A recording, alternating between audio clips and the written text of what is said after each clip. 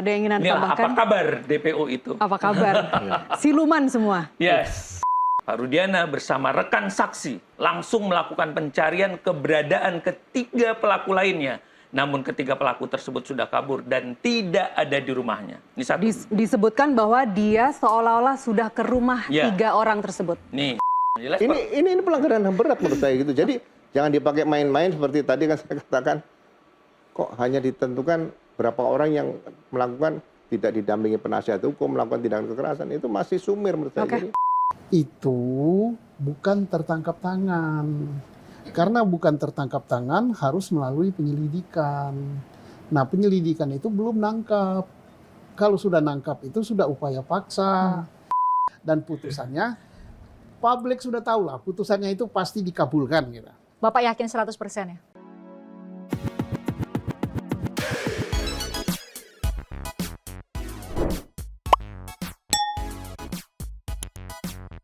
Yo, Mang Santuy People. Welcome back again bersama Nyonya Dan Mamang, si Abu barusan keluar, si Pakun masih ngalamun. Dua topi mangkok, in here, always in here. Jangan lupa buat yang belum subscribe silakan dicengklung. Cengklung. Buat yang belum dapat notifikasi Silakan dicengkeli. Yo, Yes. Santuy People. Sepertinya tidak jadi sebelum pelantikan ya pengumumannya ya, mungkin ya kan lagi pada sibuk juga kali ya, karena kan menjelang pelantikan ada pengamanan yang harus ekstra ketat itu kan ya, mungkin sesudah pelantikan ya kita tunggu ya.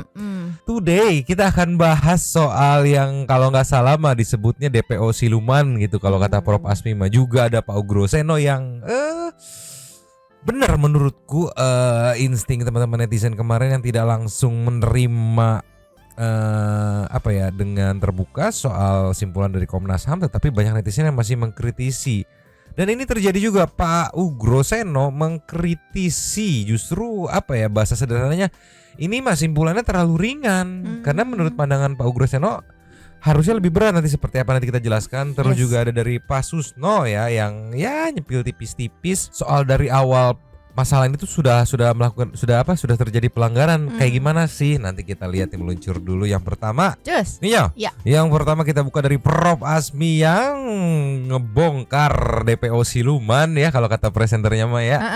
Nih mungkin ketagihan ya buka-bukaan berkas dengan Prof Asmi ya. Jadinya diundang lagi buat buka lagi, kali ini fokusnya ke DPO dan simpulan Komnas HAM di Nusantara TV ini as always.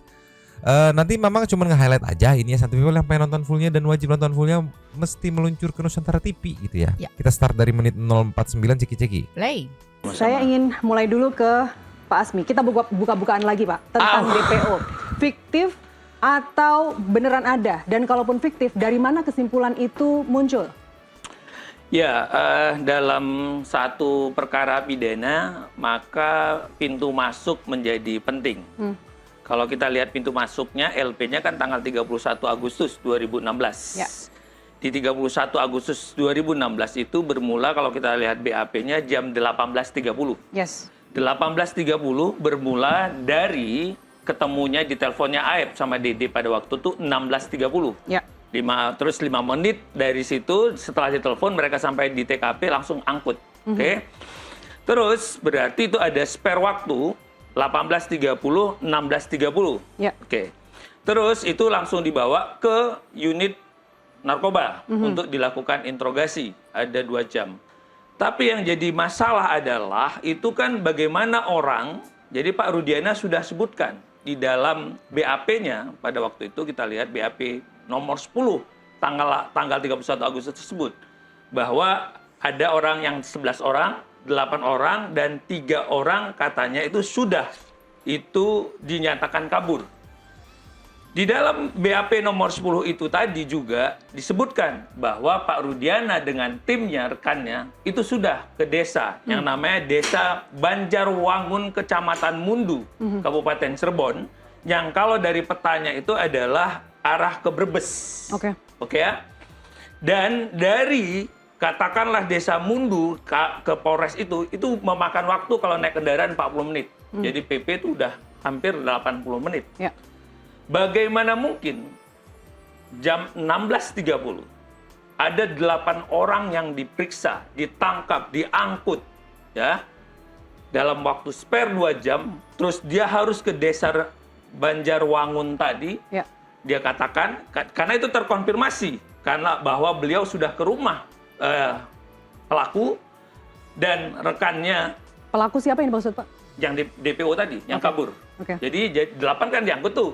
Dia bilang dia sudah ke sana. Itu terkonfirmasi dalam berita acara sidang. Tapi apakah kalau memang mereka fiktif, apakah di situ disebutkan salah satu dari 4 itu, 3 atau 4 itu? Lah, sekarang kita lihat.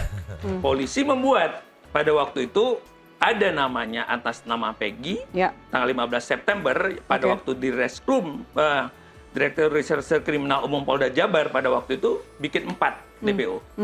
Tanggal 15 ini udah ada Panji, ada Dani, ada Peggy Perong, dan ada Andi. Oke. Jadi bagaimana Pak Rudiana bisa tahu? Jadi ini adalah kalimatnya Pak Rudiana tanggal 31 padahal Aib belum diperiksa, Dede belum diperiksa, orang-orang ini kita belum tahu segala macam, tapi sudah disebutkan. Ada loh nama-nama ini. Padahal interogasinya hanya berapa menit tuh untuk 8 orang. Secara umum saja, baik orang umum atau katakanlah siapapun yang punya pengalaman melakukan pemeriksaan, itu tuh kayaknya nggak mungkin. Rasanya tidak mungkin. Dalam time frame segitu Dalam time singkat. frame 2 jam tadi harus ke arah desa Banjarwangun. Dan ingat ya, waktu dia melakukan itu sudah dia temui ke rumahnya. Dalam hukum itu namanya penggeledahan. Karena masuk ke rumah orang. Ya. Berarti di situ harusnya di dalam berita acara DPO Polda udah jelas. Namanya siapa, nama jelasnya siapa, bapaknya siapa, fotonya ini juga udah jelas. Karena dalam penggeledahan itu atau mereka turun ke sana itu tuh harus ada kepala desa atau ketua RT-nya segala macam. Dan sayangnya itu tidak terkonfirmasi. Hanya seolah di timnya Pak Rudiana aja yang menyatakan. Pak Rudiana dan teman-temannya kemarin yang turun dalam tim tersebut. Oke. Jadi ada pelanggaran, satu dia sudah sebutkan nama sebelum itu, kedua penggeledahan yang dilakukan atau turun tadi tidak tervalidasi, gitu loh, Pak. Ini bagaimana? Karena seharusnya kalau tervalidasi muncul bahwa kami sudah ke lokasi sehingga waktu dalam persidangan muncullah kepala dusunnya atau kepala desanya. Oke. Ini tidak ada dan akhirnya kita bisa lihat dalam surat keterangan DPO tidak ada ciri-ciri spesifik, tidak ada alamat jelas. Padahal dia kan sudah ke lokasi rumah. Rumah itu kan entitas yang di situ sudah ada orangnya. Jadi patut diduga dalam rentang waktu 16.30 sampai beliau membuat laporan palsu tadi, laporan kepolisian 18.30, ini rasanya tidak mungkin. Pak Asmi, bukankah Ya kali keceplosannya beneran mah ya. Emang gimana? Ya gimana? Sorry itu. Iya kan? 16.30 mengamankan kalau kita mengikuti bahasanya. Ya. 18.30 membuat laporan. 2 jam itu menginterogasi, membawa 8 orang, ngecek terus cek DPO yang tadi kalau kata Prof Asmi itu Ya. setelah diukur jaraknya perjalanan tuh 40 menit, pulang pergi berarti 80 menit gitu. Terlalu padat time, nggak nemu. Iya. Jadi masuk akal banget kalau kita flashback ke pra-peradilan Peggy yang akhirnya dimenangkan oleh Peggy karena landasan untuk apa ya nge-create DPO-nya itu juga kan mungkin kalau dari penjelasan Prof Asmi tadi ya yang aku tangkap ya landasannya ya terlalu wadididau. Sama yang aku sebenarnya aku nggak tahu ya Mang. Biasanya kan aku mau ngebandingin sama kemarin kayak Dede, kayak Pak Adi gitu kan. Itu diperiksanya tuh kayak bisa seharian gitu. Itu pun 1 orang gitu. Iya. Aku nggak tahu apakah ini satu people kalau yang tahu bisa tolong dijawab juga di bawah gitu. Apakah kalau misalnya tersangka diperiksa itu lebih cepat daripada saksi yang diperiksa untuk didapatkan keterangannya gitu? Ya nggak tahu juga mungkin satu people kan bisa dibantu dijelasin Iya, gitu kan. iya, Kan kalau itu kan ya tolonglah ya. Sekarang kode keras ya. Sekarang kita ke nextnya nih. Just. Nih Yes. sekarang kita ke nextnya ya, soal Pak Ugro yang mengomentari simpulan Komnas HAM yang kemarin begitu awal muncul. Simpulannya tuh apa ya, sentimen netizen tuh belum ngebuka 100% wah keren, masih tetap banyak mengkritisi teman-teman netizen dan ternyata benar ya sekata dengan Pak Ugro. Pak Ugro pun di sini aku bisa bilangnya apa ya, menurutku ini mengkritisi juga ya karena apa? Karena ceki-ceki. Play. Saya langsung aja ke Pak Ugro. Pak Ugro, jadi Komnas HAM berdasarkan Undang-Undang Nomor 39 Tahun 99 tentang Hak Asasi Manusia menyimpulkan ada 3 jenis pelanggaran Pak dalam kasus tewasnya Vina dan Eki ini. Yang pertama adalah pelanggaran hak atas bantuan hukum, kemudian bebas dari penyiksaan, bebas dari penangkapan sewenang-wenang. Tapi kemudian disayangkan sekali kami tidak dapat mendapat keterangan yang jelas bahwa Komnas HAM mengatakan ada oknum dari Polda Jabar yang sudah dihukum dan mereka adalah dari unit narkoba. Apakah hal-hal seperti ini, temuan yang sudah dilakukan oleh Komnas HAM ini memang tidak bisa dipublish, kemudian bagaimana cara tindak lanjutnya? Ya. Kemudian, Saya melihat bahwa dalam peristiwa meninggalnya Eki dan Vina tadi, kemudian proses penyidikan dari awal. Seharusnya Komnas HAM bergerak lebih leluasa. Dia melihat suatu peristiwa, ada nggak indikasi pelanggaran HAM. Tapi kalau hanya dikatakan tidak diberikan bantuan penasihat hukum, itu di putusan Mahkamah Agung atau surat dari Mahkamah Agung itu sudah diatur, di KUHAP juga sudah diatur. Kemudian kalau misalnya ada penyiksaan pidana juga sudah ada. Justru yang kita mau ke depan jangan sampai ini terjadi kembali. Rekayasa dari si Aibtu Rudi dari awal itu merupakan pelanggaran HAM berat sehingga 8 orang tadi dengan alat bukti yang minim dan tanpa dilengkapi dengan scientific crime investigation menjadi hukuman seumur hidup. Ini pelanggaran HAM berat. Jadi ada pelanggaran etika profesi, kemudian ada peristiwa pidananya dan pelanggaran HAM berat.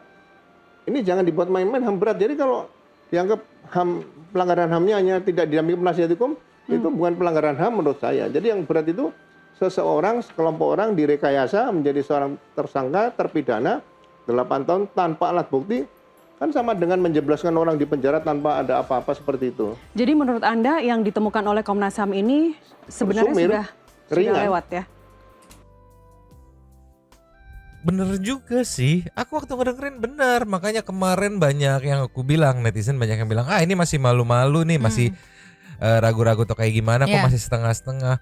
Pak Ugro langsung aja nggak pakai babi bu, kalau dibilang tadi soal Komnas HAM, justru yang harusnya bobot utamanya itu loh, yang soal ini anak 8 orang seumur hidup loh, kan haknya ibaratnya HAM-nya kan yang hilang tuh. Tiba-tiba dimasukin 8 orang seumur hidup segala macamnya, itu harus konsen ke situnya, bukan yang tadi kalau menurut Pak Ugro yang aku tangkap ya itu mah perintilan kecil-kecil doang gitu. Tapi poin utamanya justru lu nggak bahas, padahal lu adalah lembaga yang fokus ke Hak asasi. iya, itu tolonglah ya. Berarti benar insting teman-teman netizen yang masih ini kok udah keluar simpulan tapi masih mengkritisi, kenapa ya pas kita dengar simpulannya mungkin belum semuanya dirilis gitu ya. Tapi udah beberapa hari ternyata cuma segitu doang. Iya. Lah terus poin utama dari pelanggaran HAM-nya mana? Kok nggak disajikan? Ya yang akhirnya dikritisi oleh Pak Ugro. Tolonglah ya. Gimana tuh ini teh? Coba kita lanjut lagi. Lanjut. Oke, tapi sekali lagi Pak, kalau memang dari Komnas HAM bilang bahwa sudah ada kok ini oknum polisi dari Polda Jabar, silahkan media menanyakannya langsung ke Polda Jabar. Lantas apa yang bisa kita lakukan Pak kalau Polda Jabar selama ini hanya diam saja? Ini kan kalau peradilan HAM kan acaranya sendiri nih. Seperti dulu, dari Timur ada yang diduga melanggar HAM, diproses oleh Kejaksaan Agung, disidangkan. Karena nanti ini menjadi tagihan United Nations PBB. Jadi siapa yang bisa menggunakan temuan dari Komnas HAM ini Pak kalau gitu? Ya harusnya dari pihak Kejaksaan Agung untuk peradilan HAM sendiri. Ini kan belum pernah dicoba dilakukan seperti itu, sehingga hak asasi manusia, hak manusia di Indonesia benar-benar terjamin.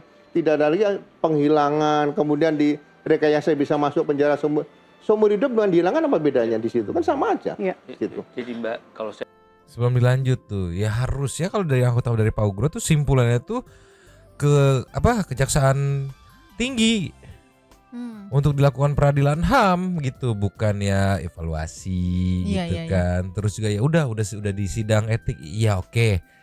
Terus yang di dalam berarti kan secara nggak langsung walaupun sudah menemukan simpulannya, secara nggak langsung yang aku tangkap tetap meyakini mereka pelakunya kan. Cuma pada saat prosesnya memang ada yang dilanggar gitu. Ya, soalnya yang masalah mereka di apa ya, ibaratnya direkayasa atau salah tangkapnya nggak disenggol tuh sama Kim Nisim itu, tolong lah. Iya, lebih ke apa sih kalau kemarin tuh bahasanya administrasinya ada yang kurang gitu, ada step-stepnya yang belum terpenuhi gitu ya. Dan terus juga kan kemarin beberapa kali ngebilang tuh katanya, ya yang itunya udah disanksi etik, ya oke. Terus yang di dalam nggak keluar gitu. Apa kayak gimana? Maksudnya follow up untuk ngebantu yang di dalam ibaratnya gitu. Iya, Kalau iya, yang di iya. dalam tetap dianggap pelaku ya kayak ya berarti ya aku kemarin sempat baca sih netizen bilang, oh ini mah cuma cuci tangan, oh ini mah ketakutan karena mau pergantian.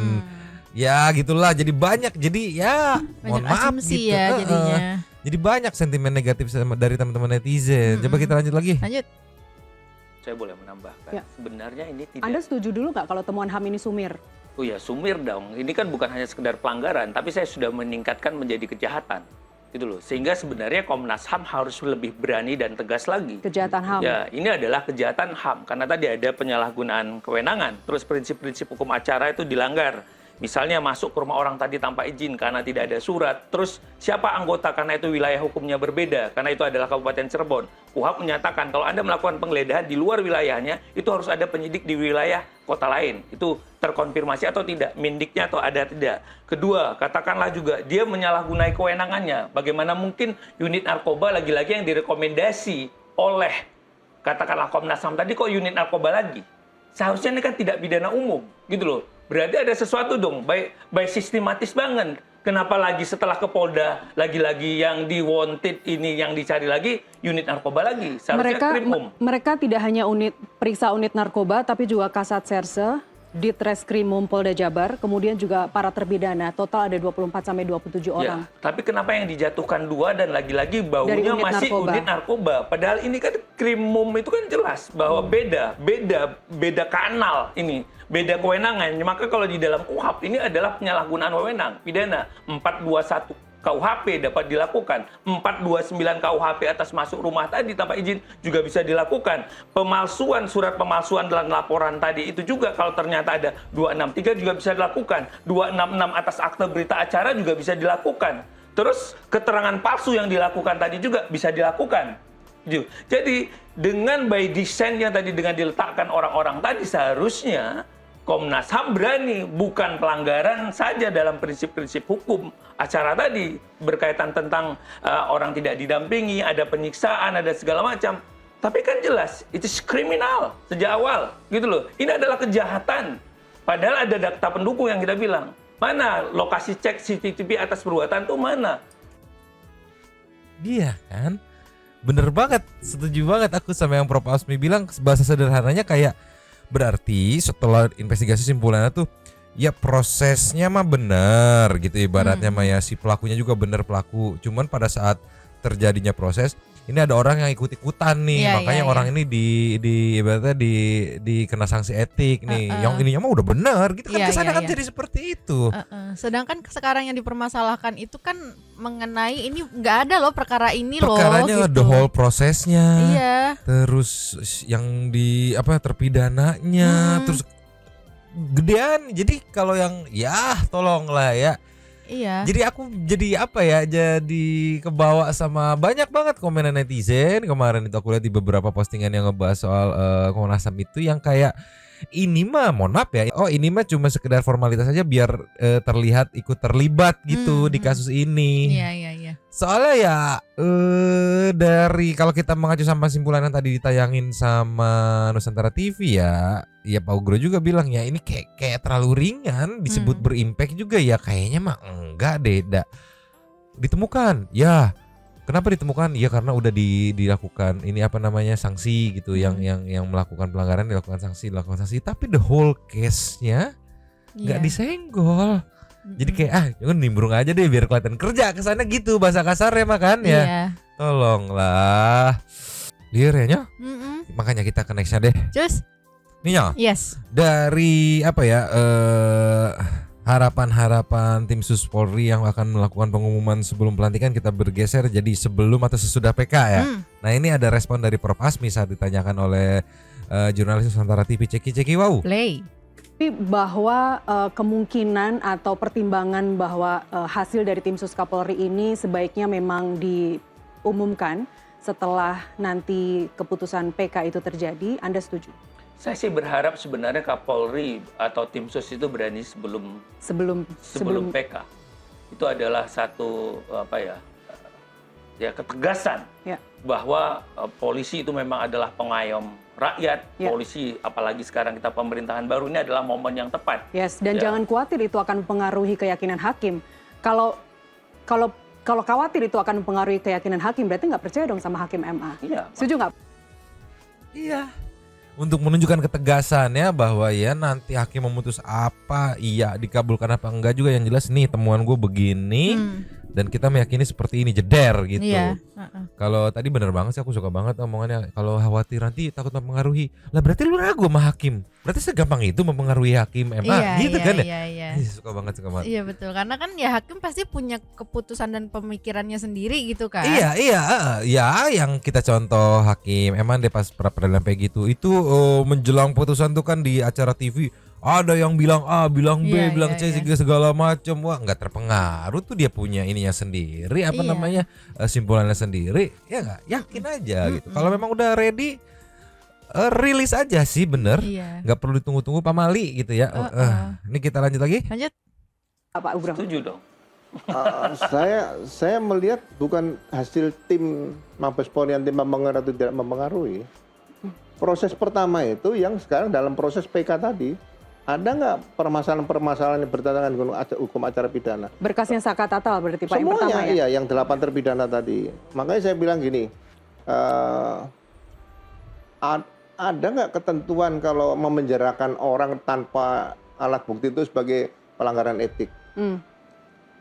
Kalau ada, saya juga mau memenjarakan lawan-lawan saya dengan hanya pelanggaran kode etik itu. Yang jelas, Ini pelanggaran yang berat menurut saya gitu. Jadi jangan dipakai main-main seperti tadi kan saya katakan.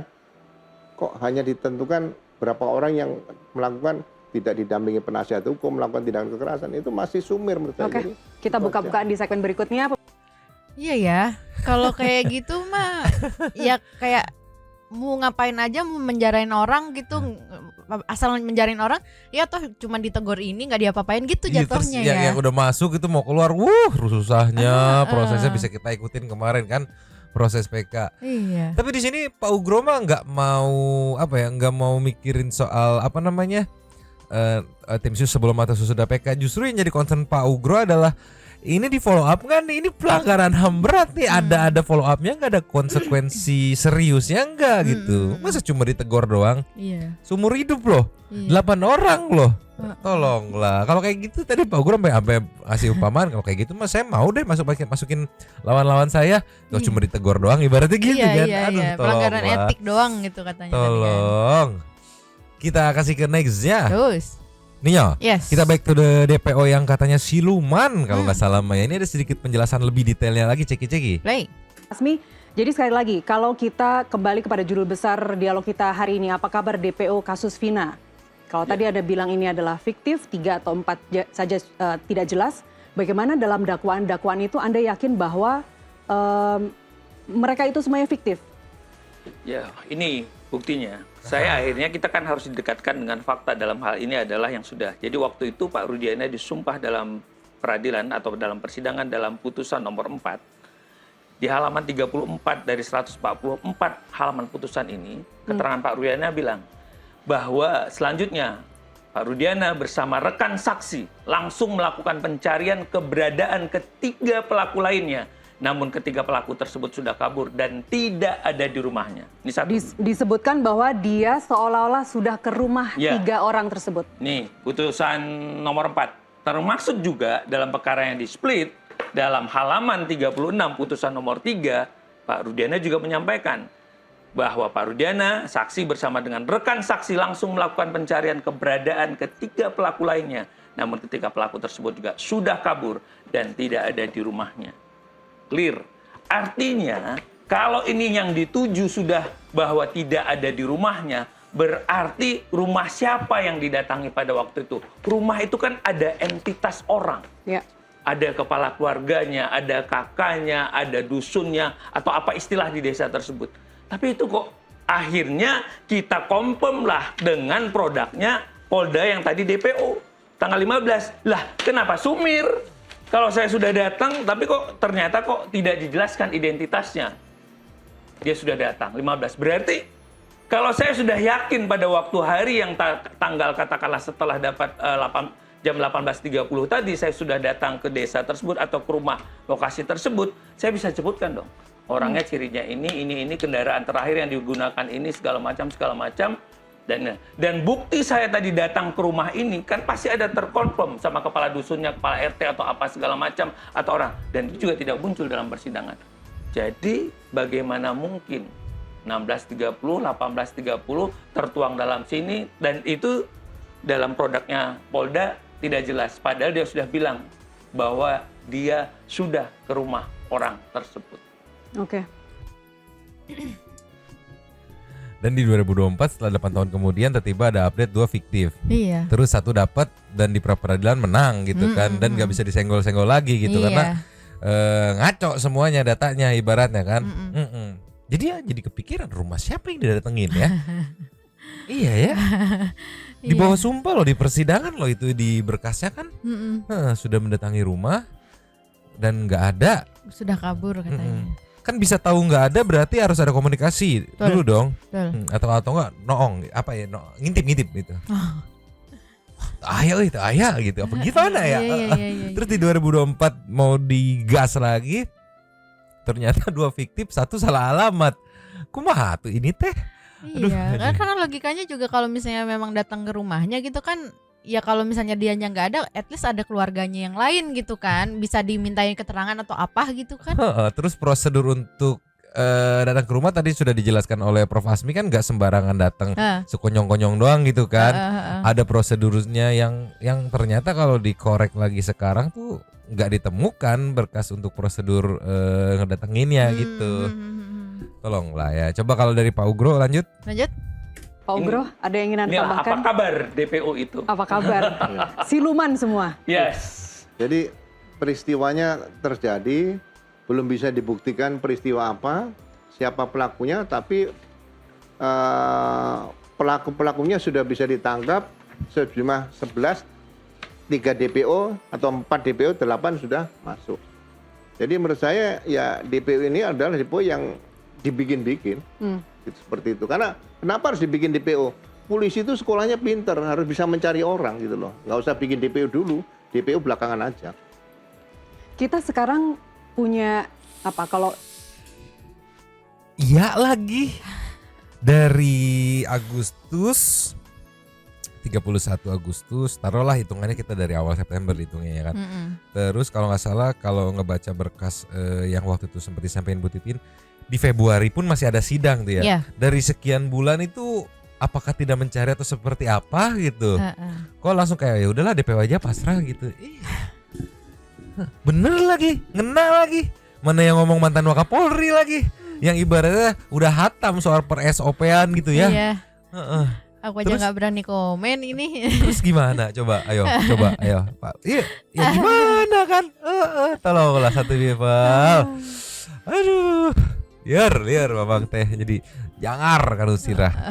Coba kita bergeser ke Pak Susno yuk meluncur. Just. Ninyo, Yes. sekarang ke Pak Susno yang baru 7 jam yang lalu tayang di channel Mbak Fristian Greg Media Official ya, saat berwawancara dengan Mbak Fristian nih. Yang menariknya adalah satu kesatuan pembahasan, kita ngebahas akar dulu. Yang tadi penangkapan, terus penentuan DPO gitu. Sekarang point of view dari Pak Susno soal kalau nggak salah ya, boleh nggak sih dari bagian lain overlapping job desk bagian lain gitu.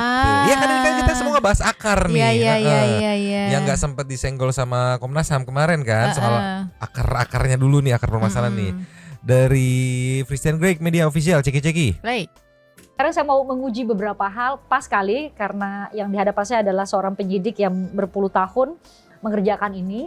Jadi saat saya wawancarai Bu Elsa, Pak Susno, Bu Elsa menyampaikan semacam timeline yang mengajak kita semua untuk berpikir secara logis, kira-kira penganiayaan itu mungkin terjadi di tahapan mana. Jadi kan Bu Elsa menggambarkan bahwa proses dicari itu siang hari sekitar jam 2 siang ya Pak, 3 hari setelah kejadian oleh tim dari Ibtu Rudiana berdasarkan sprindik. Nah, kita harus ingatkan lagi ke netizen bahwa Ibtu Rudiana ini adalah anggota di Sat Narkoba Polres Cirebon Kota. Saya mau tanya dulu ke Pak Susno, apakah mungkin memang secara prosedural seorang polisi aktif yang bukan reserse, ya, bukan diserse, kemudian meminta sprindik atau mendapat sprindik untuk melakukan investigasi terhadap sebuah kasus yang seharusnya itu adalah ranahnya reserse. Mungkin nggak tuh Pak? Ya nggak boleh lah, kan sudah dibagi ini narkoba, ini reserse umum, ini apa namanya krimsos, ini kecelakaan lalu lintas, ya sudah ada pembidangannya, tidak mungkin lah itu. Jadi satu tidak mungkin, dua perkara yang namanya pembunuhan tanda petik, kenapa saya katakan tanda petik? Karena awalnya kan kecelakaan lalu lintas, itu bukan tertangkap tangan. Karena bukan tertangkap tangan harus melalui penyelidikan. Nah penyelidikan itu belum nangkap. Kalau sudah nangkap itu sudah upaya paksa, sudah masuk ke ranah penyidikan, penyitaan, terus apa namanya penangkapan, penahanan, itu sudah masuk ke apa namanya ranah penyidikan. Dan ini harus dilakukan oleh reserse yang diberi surat perintah. Ingat ya, tidak semua polisi boleh menangkap. Nah ini pengetahuan buat netizen kita nih. Dan tidak semua yang boleh menangkap itu adalah reserse. Tidak semua reserse boleh menangkap. Adalah reserse yang diberi surat perintah. Yang misalnya saya serse, kan ada serse bagian administrasi, ada serse bagian sopir, ada serse bagian apa, tidak semua serse bagian nangkap. Yang boleh nangkap serse yang betul-betul dia menyidik perkara, dan itu pun harus dengan surat perintah dari yang berwenang. Dalam hal ini Kapolres Ciko misalnya ya, kalau itu wilayah hukum. Kapolres mendelegasikan kewenangannya itu kepada Kasat Reskrimnya. Jadi tidak bisa misalnya saya mau nangkap, saya tangkap dulu terus minta surat penyidikan, ya nggak bisa, ini kan amburadul namanya. Berarti dari tahapan itu saja sudah ada kesalahan prosedur atau pelanggaran yang dilakukan oleh Ibtu Rudiana dan anak buahnya ketika itu? Saya tidak menilai bahwa Ibtu Rudiana karena saya tidak berwenang ya, tapi tanya saja sama dia. Dia nangkap itu atas perintah siapa? Nah, perintah siapa, atas izin dari siapa gitu kan, pasti harus minta izin dong. Karena kan crossing job desk ibaratnya ya. Kayak, mungkin aku bisa menganalogikan kayak gini ya, mohon maaf kalau salah ya. Aku tukang bikin makanan, kamu tukang bikin minuman gitu. Kita punya atasan, aku bilang, Pak boleh dong untuk sekarang saya yang bikin minuman. Loh kenapa, kamu kan tukang bikin makanan? Iya karena kebetulan kliennya yang beli minumannya ini kebetulan saudara saya. Justru kalau kayak gitu diizinin ya, konflik kepentingan gak sih? Iya. Jangan mentang-mentang saudara yang beli terus mau lu yang bikin, nanti mau lu banyakin minumannya apa kayak gimana gitu gak sih? Iya. Jadi serba salah ya. Kalau misalkan enggak, udah dapat izin, ya justru yang izinnya nanti yang bakal kena. Lu kenapa ngizinin? Jelas-jelas kan ini perkaranya menyangkut sama anaknya, berpotensi untuk konflik of interest kasih, konflik kepentingan gitu. Tolonglah ya. Terus kalau dibilang iya nggak diizinin, salah lagi. Kelok ini kekunci sumpah. Dari awal berarti kan bener-bener dari starting pointnya pengamanan. Itu kalau menurut Pak Susno tadi yang dijawab oleh Pak Susno itu udah konslet dari awalnya. Ya pantas ke sana-sananya Pak Baliut. Bener lah, tolonglah. Iya, yang aku tangkap ya berarti ya memang harusnya sudah ada job desk-nya masing-masing gitu kan. Terus kalaupun udah di job desk itu pun misalnya di reserse sekalipun ada aturannya lagi ya. Iya, nggak yang langsung karena di reserse boleh deh mengamankan atau apapun itu gitu. Tapi kan harus ada surat perintahnya dulu gitu. Terus nggak dicek asal dulu tertangkap tangan atau bukan gitu. Kalau bukan ada prosedurnya. Berarti kalau gitu bisa dibilang sudah menyalahi prosedur ya Mang ya. Mungkin. Yang pasti poin pentingnya adalah sudah salah dari start, dari new game-nya udah salah gitu. Ibarat kalau kita main game kalau menurut Pak Susno ya. Tolonglah. Ini kita menuju ke kelasnya nih. Cus. Ninyo. Ya. Kelasnya soal keyakinan Pak Susno sama nanti hasil PK. Seperti apa? Dari Mbak Fristian Ceki-Ceki. Play. Nih Pak, sidang peninjauan kembalinya sudah bergulir. Jadi pertanyaan kita semua kan, dan termasuk juga netizen ya, ini gimana, kapan putusannya? Semua dalam penantian nih Pak. Semua sambil Ya menanti. secepatnya aja, makin cepat makin bagus. Ikan cepat ikan gabus. Nah, makin cepat makin makin bagus. Dan putusannya publik sudah tahu lah, putusannya itu pasti dikabulkan gitu. Bapak yakin 100% ya? Kami tak tambah 50 lah sama kawan. 50. Atau 1000. Kalau enggak, ya berarti hakimnya berani bener ya. Kalau enggak, ya pastilah. Dari sudut mana gitu kan. Dari sudut peristiwa, ini jelas peristiwa kecelakaan. Karena kecelakaan, apalagi tunggal, berarti kan enggak ada penyebab atau pelaku pembunuhannya. Ya harus bebas. Dari segi prosedur SOP perkaranya sudah terungkap di sidang. Nggak perlu saya ulang-ulang lagi lah. Nanti publik bosan dengarnya. Nggak usah sekolah tinggi-tinggi lah. Anak SMP aja ngerti bahwa ini telah terjadi kesalahan banyak. Gitu. Pak, tapi Bahasa sederhananya yang aku tangkap, saking wadidaunya orang yang tidak ahli dalam bidangnya aja kalau ngikutin case ini itu kelihatan. Iya. Apalagi dari point of view Pak Susno yang udah ahli di bidangnya gitu kan, 35 tahun setengah, mau 36 tahun ngeliatnya udah kayak terlalu cukurukuk itu. Makanya dibilang netizen yang ngeliat aja udah yakin karena nggak usah ahli udah kelihatan kok. Wadidau, cukurukuk, swir-swir, cikikikiu. Lengkap atuh ya kumaha ini teh atuh. Tapi balik lagi, ini kan bukan maksud apa ya, aku tangkap maksudnya bukan maksud mendahului, tapi ini menjelaskan keyakinannya gitu kan dari sudut pandangnya. Makanya tadi kan kalau misalnya katanya kalau misalnya tidak diterima gitu kan ya berarti hakimnya berani itu. Gitu. Berani. Berani apa nih Pak? Berarti tolong lah ya. Tapi Bambang mah yakin netizen yang ngawal, Santuy People yang ngawal semuanya pasti punya keyakinan yang sama sama Pak Susno gitu ya. Ya sambil kita tunggu kapan berlangsungnya dua momen kabar baik itu. Mungkin kabar baik pertama adalah rilisnya hasil temuan dari tim sus, dan kabar baik kedua adalah rilisnya hasil putusan PK 8 terpidana kasus Vina ya. Sambil kita tunggu, kita kawal-kawal aja ya. Sepertinya ya mungkin dalam waktu dekat kali ya, entah dekatnya tuh seminggu, 2 minggu, sebulan tapi semoga sih dalam waktu dekat gitu ya. Ini sambil menunggu kelanjutannya, as always seperti biasa penutupan kita meluncur ke cepet-cepet thanks.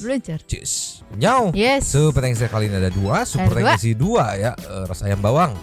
Yang pertama kita buka dari Taninata, lope-lope lah buat Bang Jutek biar rakyat kecil tanpa mengharap imbalan. Saya mah setuju banget kalau Bang Jutek jadi wakil menterinya Bang Otto. Tuh Bang Otto udah jadi wakil enggak ya itu. Ini soal Bang Jutek kemarin aku jadi keinget. Dia tuh sempet bilang katanya kalau misalkan PK dikabulkan itu tim Bang Jutek mau secara pro bono membantu memulihkan nama anggota yang katanya disanksi gara-gara bilang ini kecelakaan. Nanti deh aku cari video. Kemarin ngeliat sekilas tuh. Next aja dari Suhendra setuju. Next Susilo. Nitip lapak, saya mohon Pak Otto untuk undang keluarga korban nanti untuk bersuara. Saya nggak pengen nanti mereka pikir terus bilang ya jelas aja tapi dana bebas kasusnya jadi lihat itu masa pengacara mereka jadi pejabat. Oke, nanti mungkin disampaikan aspirasinya sama Bang Otto ya. Adrian Nugroho numpang lapaknya untuk berkomentar ya Kak. Setuju banget sama Bang Jutek Bongso. Ada dari Yuyun, pancingannya mantap, pancingan dari Bang Jutek sepertinya ya. Las dari Ahmad Ridwan, numpang lapak nyomang nanti kalau 7 terpidana bebas main ke rumah Bu Titin dong, nemuin para terpidana. Boleh nanti harus tektokan dulu sama Bu Titin. Apakah nanti ketemuannya di Jakarta lagi kayak waktu itu kita atau kita yang ke sana ya. Ya, habis. Terima kasih kepada para Sultan Santuy yang sudah memberikan support kepada kita dan juga memberikan ruang kepada Santuy People yang lain untuk berkomen-komen, bercisam-cisam, bersilaturahmi dan juga menyampaikan aspirasinya di kolom komen di bawahnya. Terima kasih sudah menonton, lanjut di komen seperti biasa. Nyonya dan Mamang, Abu nggak datang. Takut muter-muter dua tapi mangkok cabut dulu dan ciao.